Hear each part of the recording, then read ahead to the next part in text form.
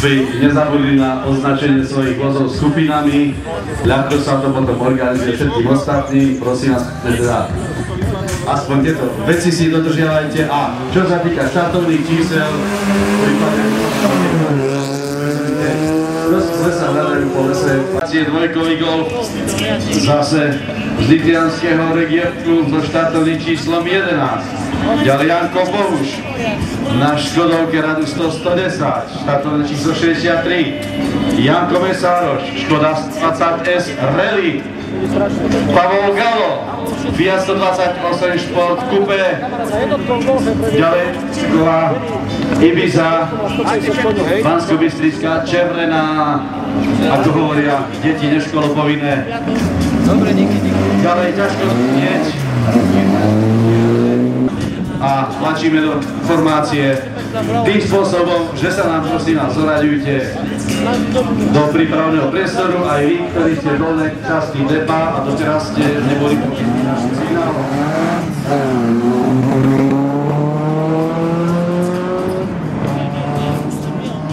Janko Bohuš, štartovné číslo 63. Nikto ideš, náňačka, nekal si pohľad, s tými už tam, to ich vyzor. S tými, no.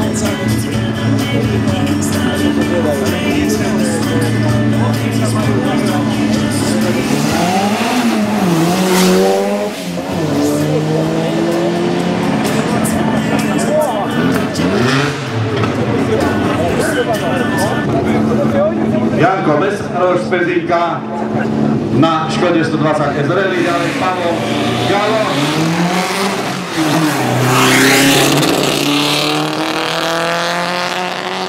Španielské Ipsi pohromade, tak ako obvykle.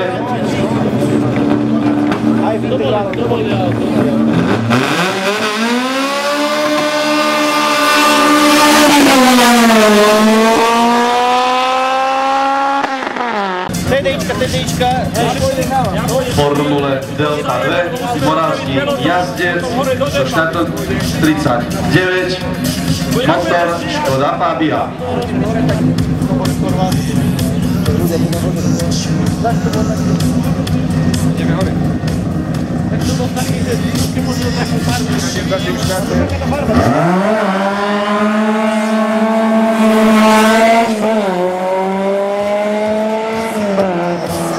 Hašák by mal byť záverečným jazdcom prvého kola tréningových jazd, pretekov automobilov do vrchu majstrovstiev Slovenska, Tatry Donau Cup 2010,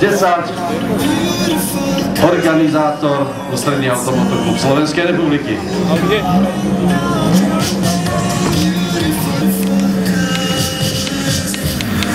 Pekná historická Formula Easter, jediným novodobým prvkom je jazdec a kamera nad jeho hlavou.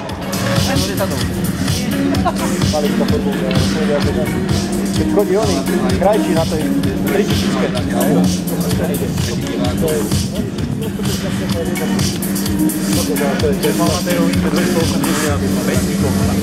Keď on len tu 200 sa vrútil do tej zákonky, odtiaľ to došlo.